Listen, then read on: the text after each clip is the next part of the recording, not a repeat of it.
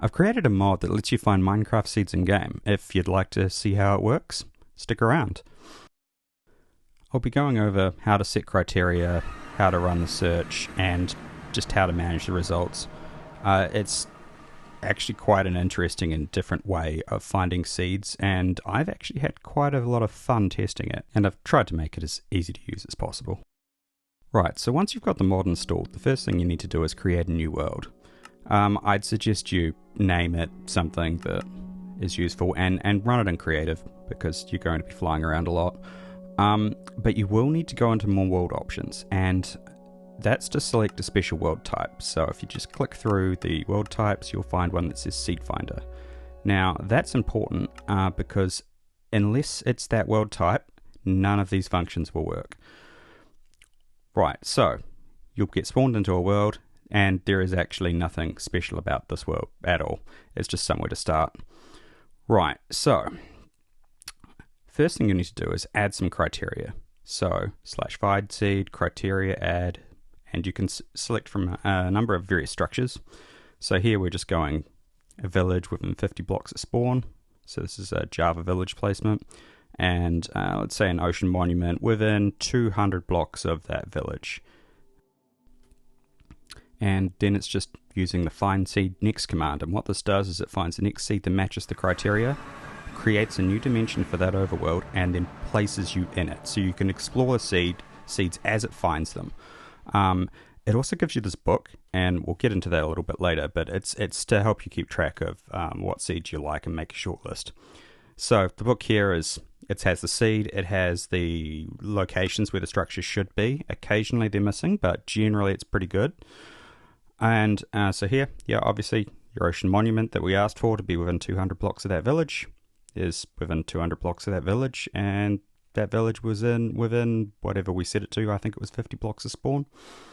So if you're just after ocean monument village seed for a guardian farm, you could just literally just go find seed next and keep going, and it would keep placing you in these worlds. But let's say you wanted, say, some jungle. You just didn't want just a plain seed. Just let's put some jungle in here. So just add some jungle criteria, hit next, and it might take a few seconds, but once it finds one, another dimension, and just straight back into another world. And so, yeah, here's the next world, and this one should have some jungle in it somewhere. So that criteria was just some jungle anywhere. It's a 500 block range, and that's just for performance reasons mainly. I mean, I could possibly make that configurable, but some of those seed searches would become very, very slow. So that jungle was a decent distance away, but it still met the criteria. So, I mean, maybe we need to tighten that up a little bit. So if you didn't like that seed, you can just go find seed next, and it's just going to find the next one that meets the criteria.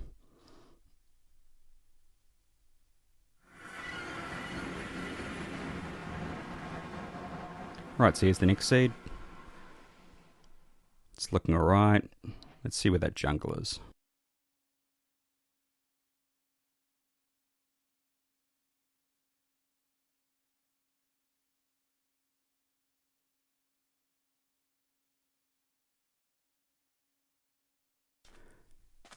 Now, one of the things I suggest you do is use an ender chest to basically store the seeds you want to shortlist.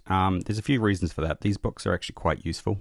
You can go back to seeds you've been to before, things like that. So if you just put them in an ender chest, they'll be nice and safe there, and you can just throw the other books that you don't want on the ground or whatever. Alright, so let's see what the next seed looks like.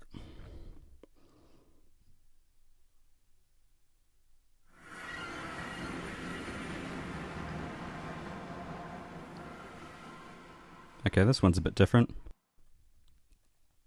Right, so our monument's there.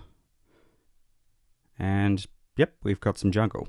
So, quite a bit of jungle, actually.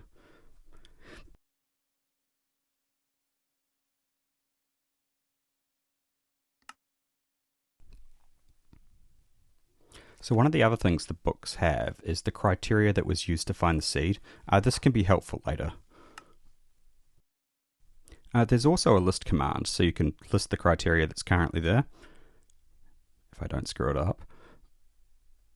And yeah, so it just reports the criteria that's currently set. So if you go find seed next, that's what the criteria will be. Right, so here I'm just going to remove the biome criteria that's there, because that was, 5%, and let's increase it to, say, 10%. It's generally a good idea to go from a smaller amount and increment up, because otherwise you might find you sit there for 15 minutes and it just will never find anything. But even at 10%, it found something quite quickly, so let's see what we got. Alright, so it's a bit hilly, but once again, the jungle's there. There seems to be enough of it. And it looks like we've got a lava lake. I mean, it's not a seed I would play on, but maybe some people like something like that. Yeah, the ocean monument's there. Yeah, this is one of these sorts of things where you can just go next. But if you did want to keep it, you just throw it in the ender chest and away you go. So let's say you wanted some stony peaks for, say, early game iron. You can add extra biome criteria, so we could just say that we wanted stony peaks specifically. So let's see if I can find one with stony peaks as well. While you wait, you can explore the existing seed just until it finds something. Right, let's see what we got. So this one's a bit hilly. I mean, the village is there. The jungle's there. I'm not seeing the stony peaks yet, but it will be around somewhere, so let's go find out where it is.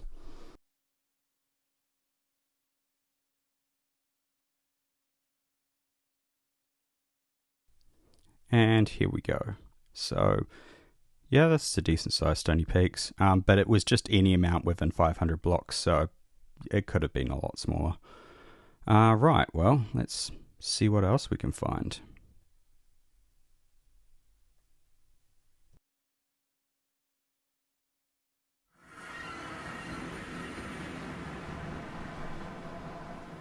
Alright, so plains, forest. Yeah, this one's kind of flat. Ocean monument's there. Yep, there's the jungle. Yeah, not too bad overall. Let's see what else we've got. But what you can do with the seeds that you don't like, you can just drop the books on the ground and just leave them in the dimension you came from. They'll quite happily just sit there.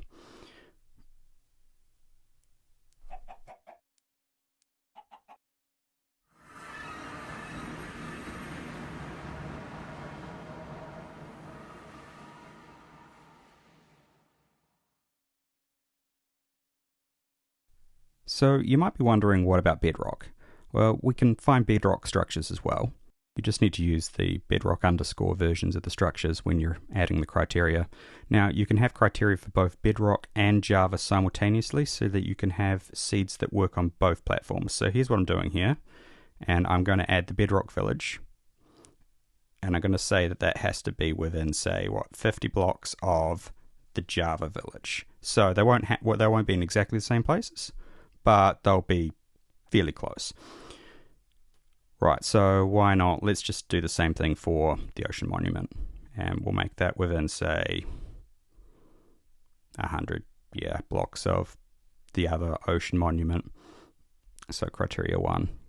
Now, there's also a next Bedrock option, and what that does is it loads the seed up but puts the structures where they would be on Bedrock, but the structure layouts will be different because they'll be the Java layouts in the Bedrock positions. Well, that's certainly an interesting spawn. Oh well, let's see what the seed looks like.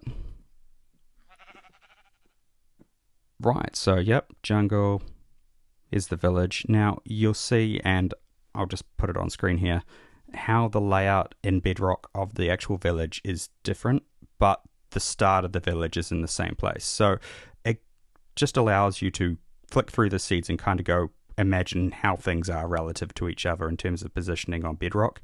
You'll still need to load them up on Bedrock to know whether or not you've got blacksmiths, things like that. And as you can see here, the Java village is there. So the Java and the Bedrock villages were not on the same place on the sea, but they were pretty close. And there's our Stony Peaks, I think. Yeah, looks like it. It's not a very big one, but it still met the criteria.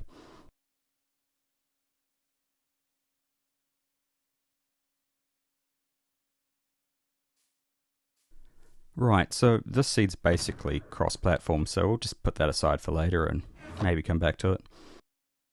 I should also mention you can still use the seed command, and that'll give you the current seed, and you can copy and paste that into Chunkbase by clicking on it.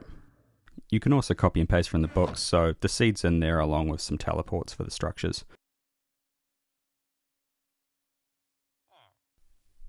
Right, so don't mind this bit. I've just discovered there's a bug where the clear command doesn't clear the biome criteria for some reason, so I'll have to sort that out at some point.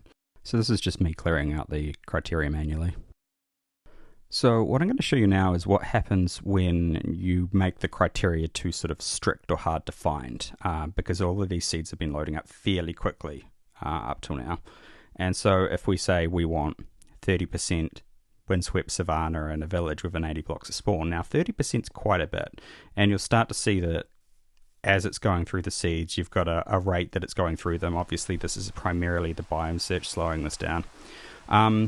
So why not just add the Bedrock village as well, because that'll make the seeds cross-platform, and we may as well, because it'll be just as fast, in fact faster. So the reason it'll go a bit faster is that it can skip over all the seeds that don't have a Bedrock village at the same place as the Java village. But you can still see that the rates they're not great. And this is just what happens when you put in a very rare criteria. So 30% windswept savanna it's not that common. So what I recommend you do is scale back the criteria to something small and then incrementally shift it up, because usually you'll find there'll be a point where it starts to get really slow and take ages to find something. So you can see that 10% was very quick. So we can probably up that, but we may as well have a look at the seed first. Right, so we should have a village somewhere, and that's actually a little odd because I don't see it. And yeah, we're spawned near 0, so it looks like it just missed the village. This happens sometimes where the biome criteria just doesn't quite match up with what the game generation does. So let's just go find another one. And this one, also another miss. So yeah, occasionally you'll get this where there'll be a couple of, so yeah, it thinks it's at 48. So we may as well teleport over there. Just, yeah, okay, so it was right on the edge of the river, so yeah, it's quite possible that failed the biome check when it actually generated in.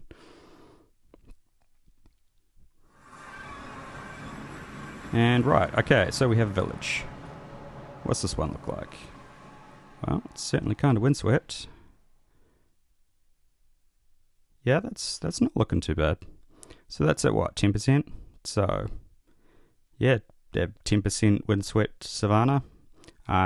If you wanted to wait a while, you can increase that quite a bit, but probably not 30%. 10 or 15 would, well, 15 or 20 probably be fine. Well, that's not too bad, so let's just put that seed away for later. And what do we do next? I guess maybe we just up that criteria. So the way you do that is remove the existing criteria and then add. Yeah, so 15. Yeah, let's go with that. And don't mind this bit, I've just fast forwarded it because I forgot to actually start the search. Right, well, it found that pretty quickly, so let's see what we got. Okay, plains.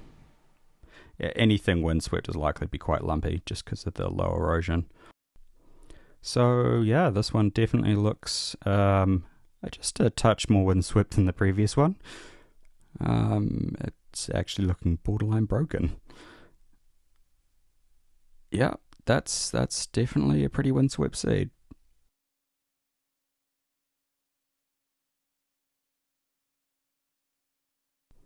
Alright, well let's put this one away for later and see what else is out there. Now, the most recent book should be the one to the right of your hotbar, but if you need to check, just use the /seed and compare the numbers, because they're all name tagged with the numbers of the seed.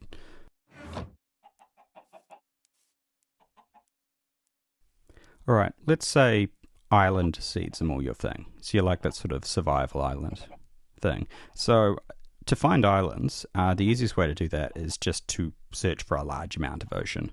Now, doing that with the hash is ocean is best, because otherwise you have to specify whether it's warm or cold, and there's usually going to be a mix of deep ocean and things. It just doesn't work. So let's see what we get with 40%. And we'll ramp it up until we get the size of island that we're after. So, plains. Now, these are all cross-platform at this point, because the villages are marked to be at exactly the same start chunks. Because the Bedrock village is 0 blocks from the Java village.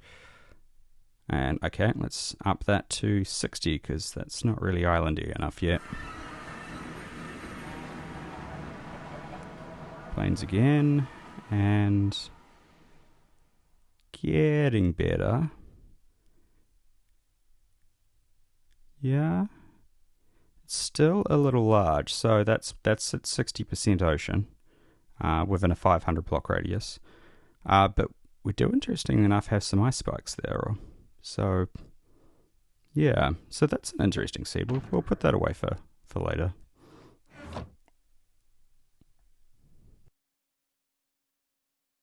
Alright, well, let's see what an 80% ocean seed looks like.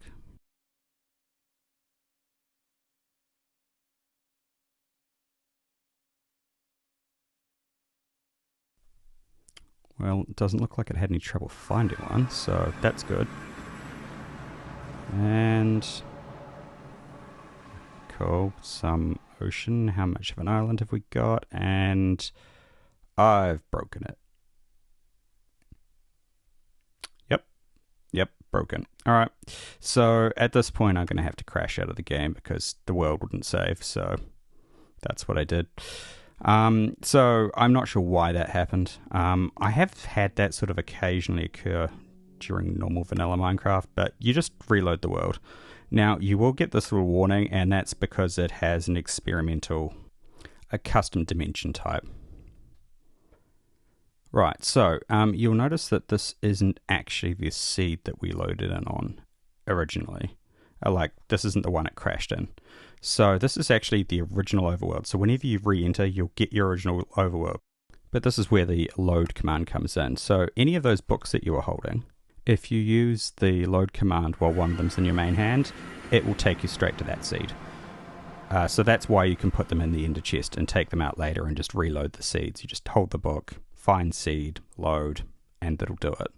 So it looks like we haven't spawned at 0, so that's probably part of the problem here.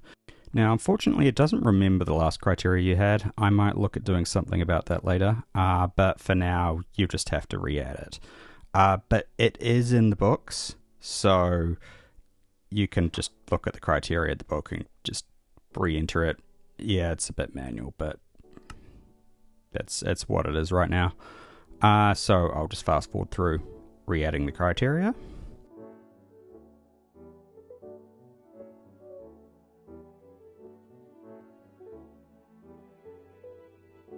And that looks about correct. Alright, so we can continue our seed search. Now, it continues the search from the seed you're currently at. So if you want to start a seed search from a particular point in the 48-bit sequence, you can just use that as the world seed when you originally create the world, and it'll start there. And I probably should have turned the day-night cycle off, but okay, so what is this? This is the 80%. Still a bit more island than I would have expected. Yeah. It doesn't look like 80% ocean to me, but it could just be the way that it's measuring it.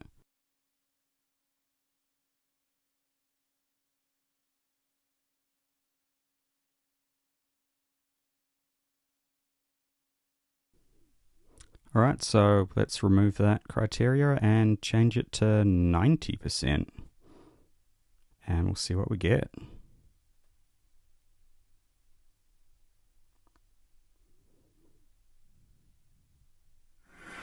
Right, so 90%. Are we much of an island yet? Yeah, that's looking a bit better. Yeah, that's a bit more like an island seed. Desert, so that's going to be an interesting challenge, but yeah, there's a survival island for you. With a village, of course, making it super easy, but... Right, so we should probably go over the ender chest and why you put the books in there, and it's quite simple. Because of that load command, you can basically shortlist seeds, pick up ones that you go, oh yeah, let's have another look at that one. So that's probably the first one we did and put in the ender chest, and we can go straight back to it. And so you can sort of shortlist seeds, compare them against each other, and just sort of look them up on chunk base and sort of see what they look like further out, where the strongholds are, that sort of thing. So yeah, that's the reason the ender chest is a good idea. It's a good way to sort of shortlist things and compare them. Now, the other thing I should mention is that the load command can also be given a seed. So you can load any seed you like. It's just, yeah, /findseed, load, and then a seed number, and it will literally just dump you into that overworld. So, yeah, if you see a seed somewhere, or you just want to hit random on chunk base and use this as a way to quickly look these things up, and just jump into those worlds to look at the terrain or something like that, yep, you can do that. The other useful purpose of the loading a specific seed is it also sets the start point for the search. So if you wanted to go to a start point you had before and rerun with slightly different criteria, you can do that, although you may as well just go forward because it probably doesn't matter unless you're trying to get the same results as someone else. Right, so you might be wondering what's the story with that seed finder world type and why that was necessary. And it's mainly to protect your existing worlds from getting messed up by the seed finder, because it does add dimensions. So if you try to use the commands in a world that's not a seed finder world, you'll get a message basically telling you you cannot do that. And that's just so you don't mess up your existing worlds. Because one of the side effects of the mod is that it does set the world seed to different seeds than what it originally was. So you can imagine if that happened in your existing world, some very strange things could happen.